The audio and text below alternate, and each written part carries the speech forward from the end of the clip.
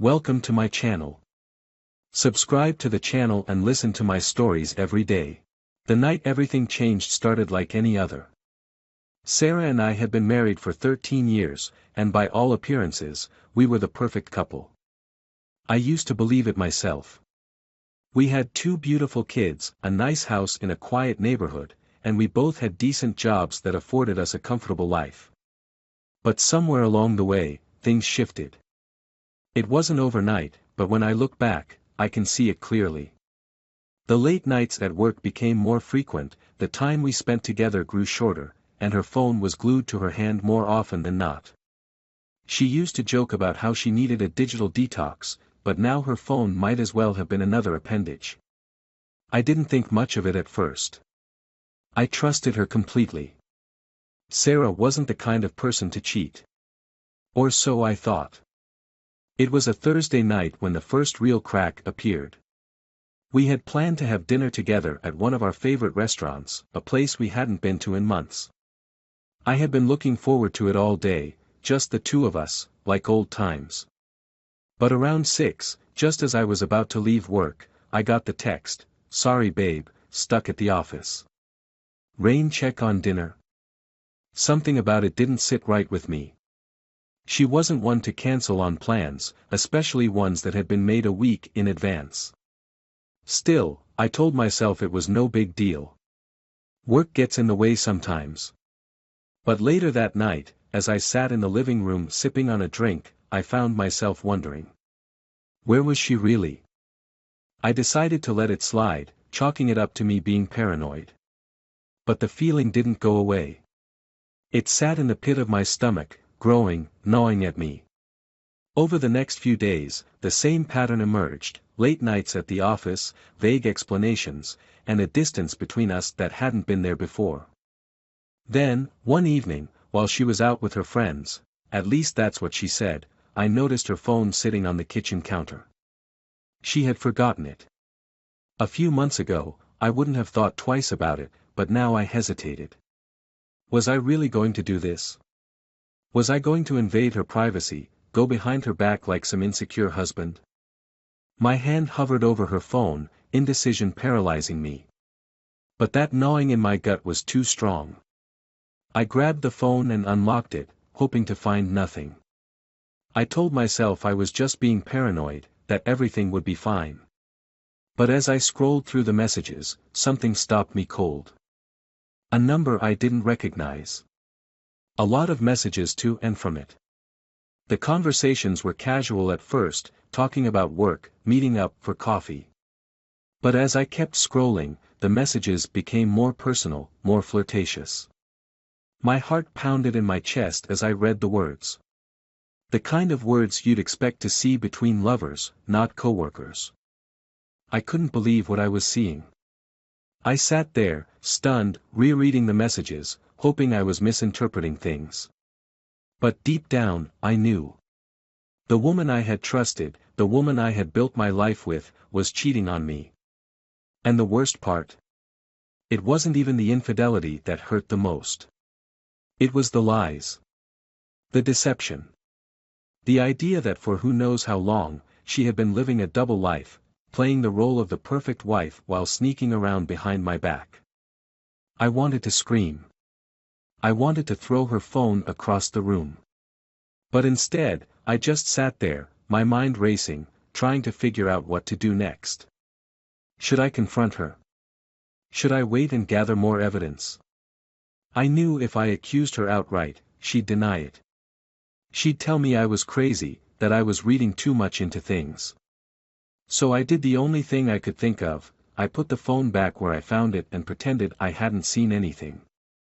That night, when she came home, I played the part of the unsuspecting husband. I asked her how her night out with her friends was, and she smiled, kissed me on the cheek, and said it was great. I smiled back, feeling the bile rise in my throat.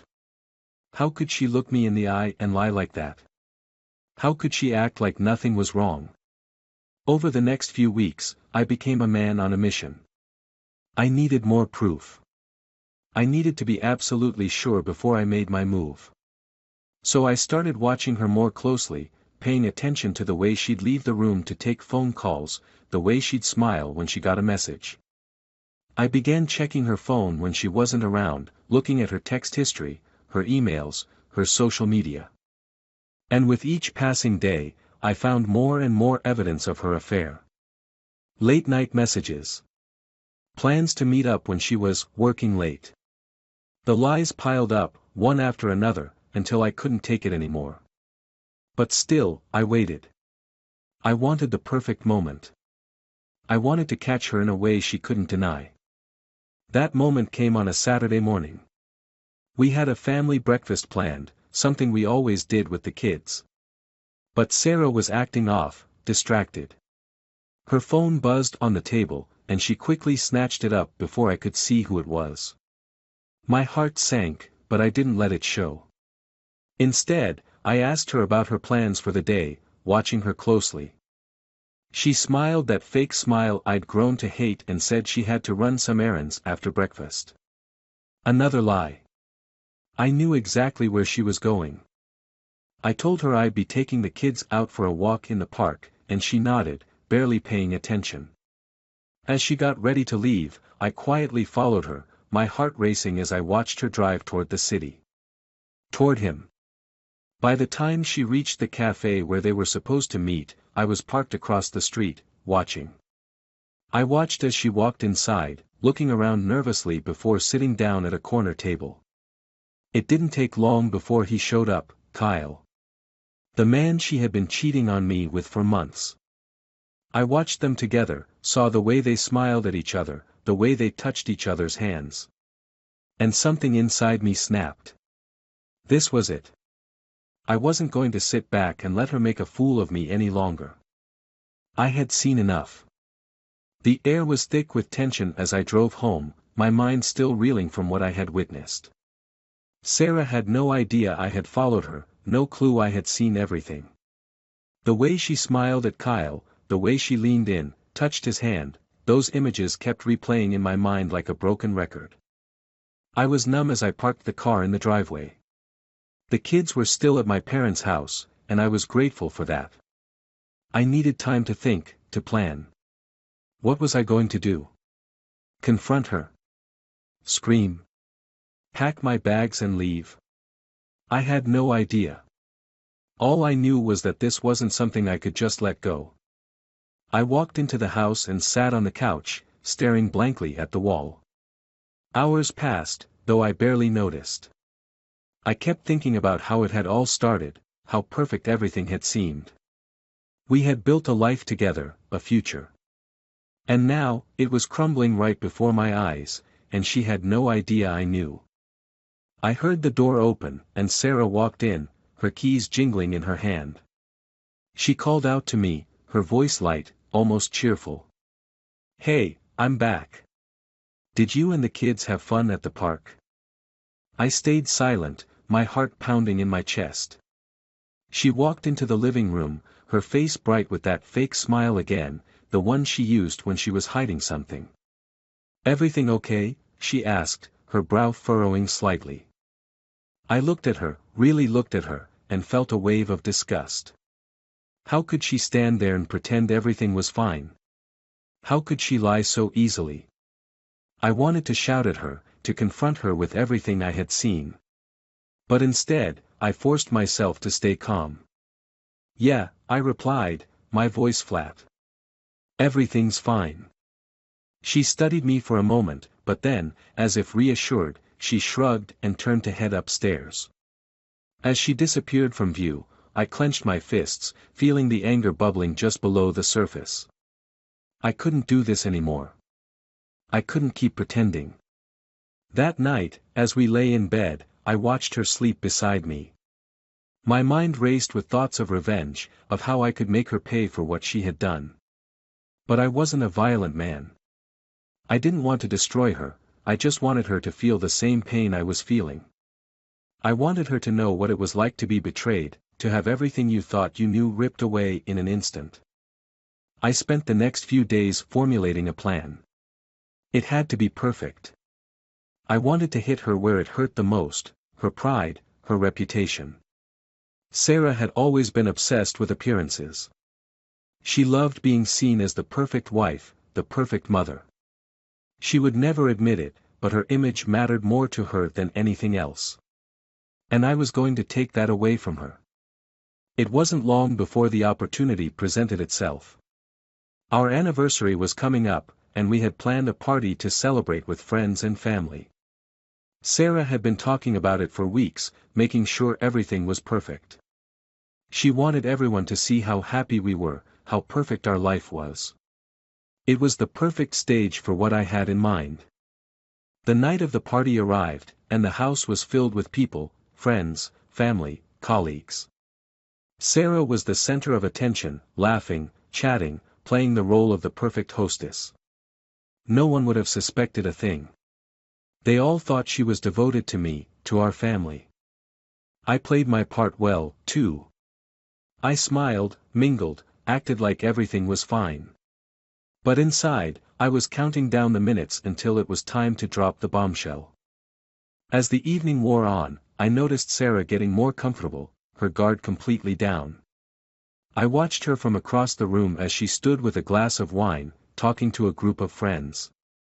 She looked happy, relaxed, and for a brief moment, I almost hesitated. But then I remembered Kyle, remembered the way she had looked at him, and the hesitation vanished. I waited until after dinner, when everyone had gathered in the living room for dessert. Sarah was laughing, basking in the glow of the evening, completely unaware of what was about to happen. I stood up, tapping my glass to get everyone's attention. "Excuse me, everyone," I said, my voice calm, but loud enough to silence the room. All eyes turned toward me, and I felt Sarah's gaze on me, too. "I'd like to make a little toast." Sarah smiled at me from across the room, and I could see her relaxing into the moment. She had no idea what was coming. "I just want to say how much I appreciate all of you being here tonight to celebrate our anniversary. It means the world to me." I glanced at Sarah, locking eyes with her for a brief second. "And of course, I want to thank my beautiful wife, Sarah. 13 years of marriage, and I couldn't be more grateful." She beamed at me, her face lighting up as the room clapped and cheered. But I wasn't finished. "However," I continued, "there's something else I'd like to say." The room went quiet again, and I could see the confusion start to flicker in Sarah's eyes. I took a deep breath, feeling the tension in the room rise. "Sarah, you've been hiding something from me," I said, my voice steady. "Something I found out a few weeks ago." Her smile faltered, and a ripple of unease spread across her face. "I know about Kyle," I said, the name hanging in the air like a bomb waiting to go off. The room went deathly silent. Sarah's face drained of color, her eyes wide with shock and fear. She opened her mouth to say something, but no words came out. "I've known for weeks," I continued, my voice hard. "I've known about the messages, the late-night meetings, all of it. And I just wanted everyone here to know, too." The room exploded into murmurs, shocked gasps and whispers filling the space. Sarah stood frozen, her wine glass trembling in her hand. She looked around the room, seeing the horrified expressions on the faces of our friends and family. I could see the tears welling up in her eyes, but I didn't care. She deserved this. She deserved to feel the shame, the humiliation. This was my revenge, and it was perfect. "And as for me," I said, turning to the crowd, "I'm done. This marriage is over." I set my glass down and walked out of the room, leaving Sarah standing there, broken and exposed. I didn't look back. I didn't need to. I knew my words had done their job. As I stepped outside, the cool night air hit me, and for the first time in weeks, I felt a strange sense of peace. It was over. She was over. And I had the last laugh. I didn't know what I expected after I walked out of that room, leaving Sarah to face the wreckage I'd created, but the silence that followed me was both deafening and satisfying. The door closed behind me with a soft click, and I stood in the cool night air, taking a moment to let it sink in. I had done it. I had exposed her in front of everyone. But now what?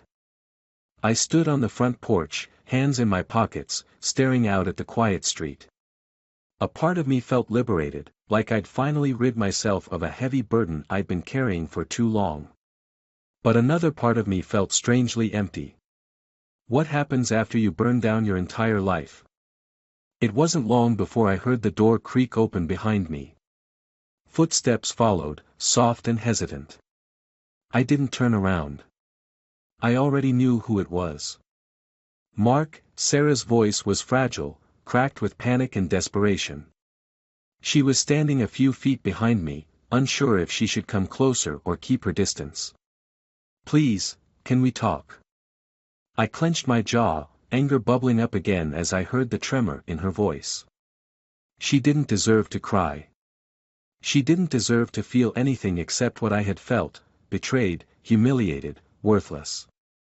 I stayed silent, still staring out at the street, refusing to give her the satisfaction of acknowledging her plea. Mark, I know I messed up, she stammered, her voice breaking. But it's not what you think. It was a mistake, a stupid, terrible mistake. Please, just give me a chance to explain. I finally turned to face her, and when I saw the tears streaming down her face, the small, broken woman standing in front of me, my anger flared even hotter. A mistake. I spat, my voice dripping with venom. A mistake is forgetting your anniversary or burning dinner. What you did, Sarah, was a choice. Every time you texted him, every time you lied to me and snuck around, you made a choice. Her lip trembled, and she wiped at her tears with trembling hands. I know, Mark, but it didn't mean anything. I swear to you, it didn't. I love you. You and the kids, you're my whole life. Please don't throw it all away over one mistake. I stared at her, incredulous. One mistake? Are you hearing yourself? This wasn't one mistake. This was months of lies, of you cheating behind my back. And now, you want to stand here and beg me to forgive you? To just, what? Pretend like it never happened? I'm not asking you to forget, she said, stepping closer, her voice growing more desperate. I'm asking for a second chance. I made the worst mistake of my life, but I swear, Mark, I'll do anything, to make it right. I could see the sincerity in her eyes, but it only made me angrier. How dare she stand there, acting like she cared now, after all this time? Where was this regret when she was sneaking off to see Kyle? Where was this guilt when she was smiling in his arms, lying to my face day after day? You want a second chance? I asked, my voice cold.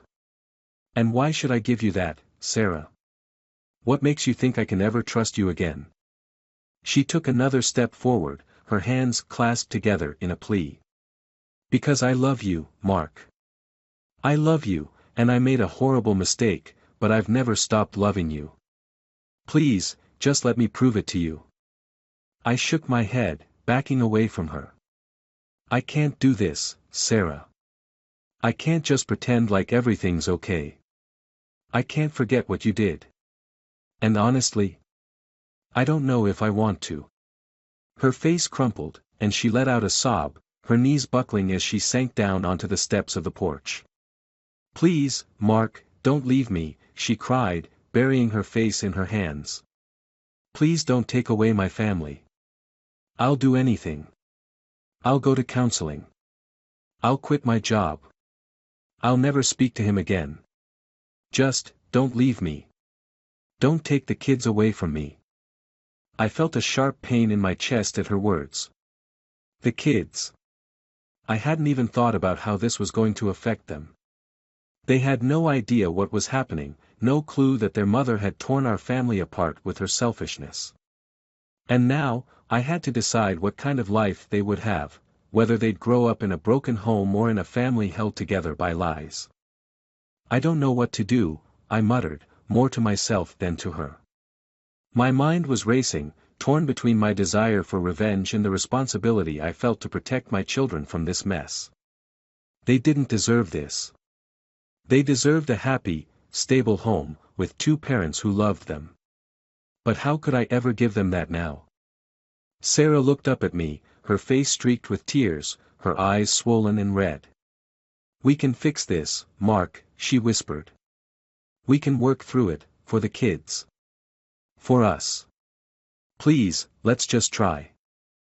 I wanted to believe her. I wanted to believe that somehow, we could put the pieces back together and make it work. But deep down, I knew it was a lie. The trust was gone, shattered beyond repair. Even if I stayed, even if we went to counseling and tried to work through it, I would never be able to look at her the same way again. I let out a long breath, feeling the weight of the decision pressing down on me. "I don't know if I can ever forgive you," I said, my voice low. "But for the kids. I'll stay. For now." Sarah looked up at me, hope flickering in her eyes. "Thank you," she whispered.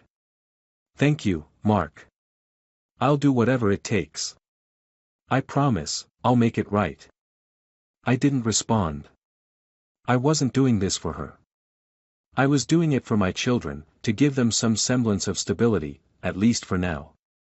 But as I stood there, looking at the woman who had betrayed me in the worst possible way, I couldn't shake the feeling that this wasn't the end.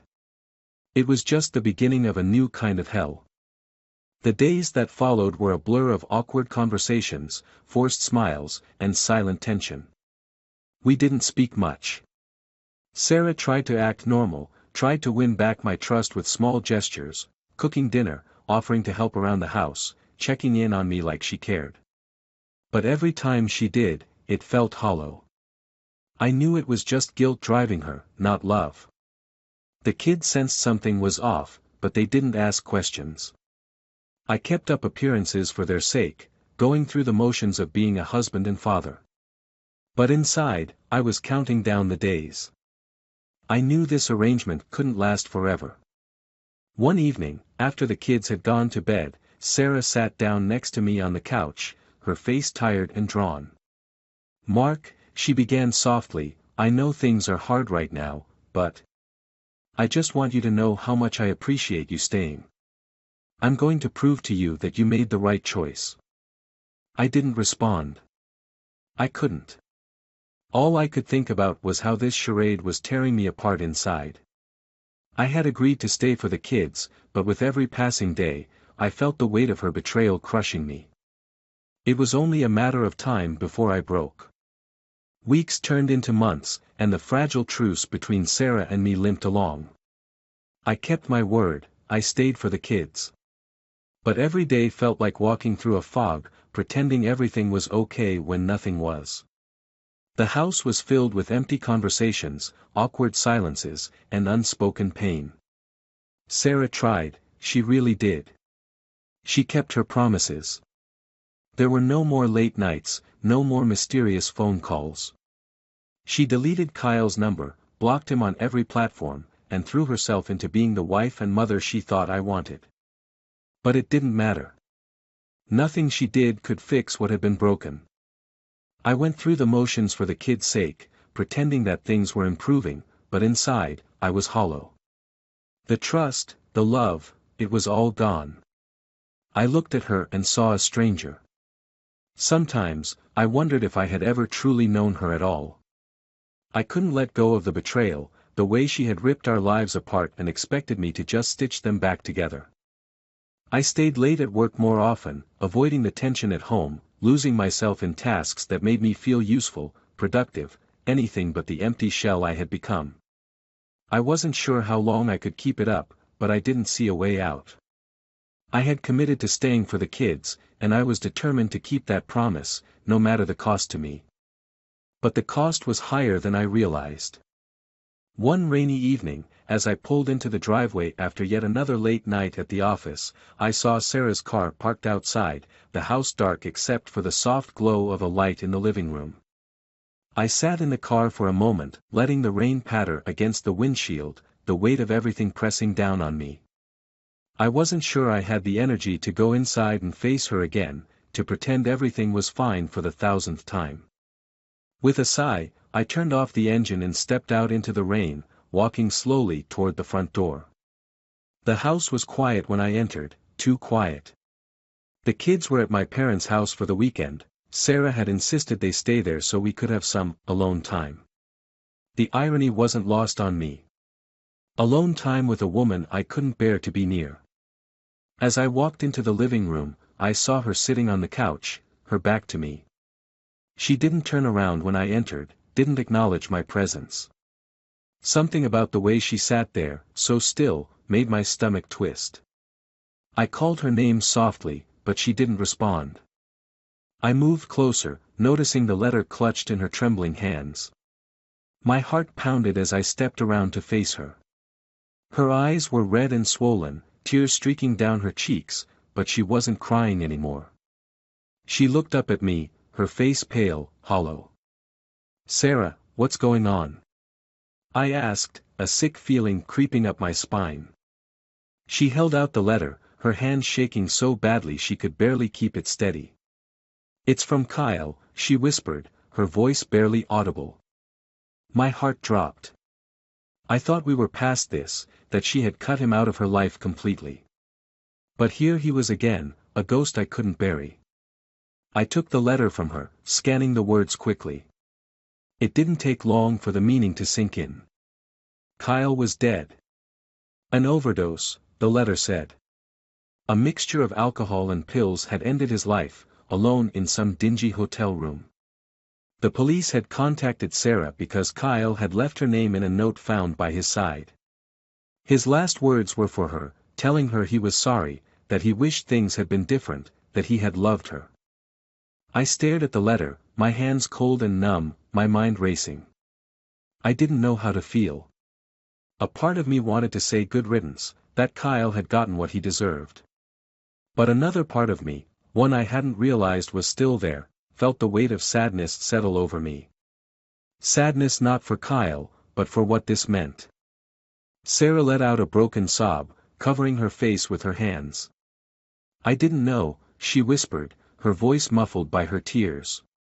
"I didn't know he was in trouble. I didn't know he was. I didn't know, Mark." I stood there, frozen, watching her break down in front of me. For the first time since I had discovered her affair, I saw the real Sarah, the woman who was scared, broken, and drowning in guilt. It hit me all at once. Despite everything, despite the betrayal and the lies, she had loved Kyle in her own way. And now he was gone, leaving her with nothing but regret. She looked up at me, her eyes pleading, searching for something I couldn't give. "I never wanted this," she choked out. "I never wanted him to die. I didn't even want to be with him, Mark. I was lost. And now he's gone, and I don't know how to fix any of it. I don't know how to fix us." I couldn't find the words to respond.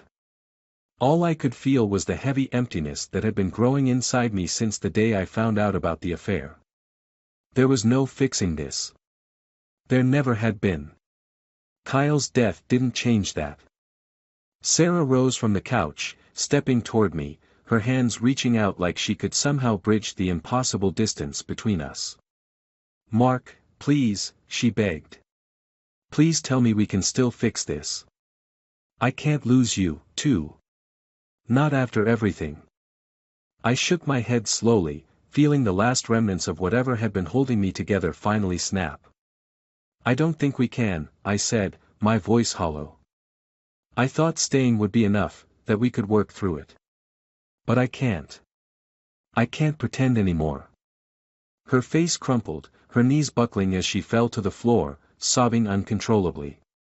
"No, no, please," she wailed, her voice cracking with desperation. "Please don't leave me. I can't do this without you, Mark. I can't." I stood there, watching her fall apart, feeling nothing but the weight of my own exhaustion. I had given everything I had to this marriage, to my family, and there was nothing left. I didn't have the strength to keep pretending anymore. "I'm sorry," I whispered, turning toward the door. As I reached for the handle, I heard her sobs grow louder, echoing through the empty house.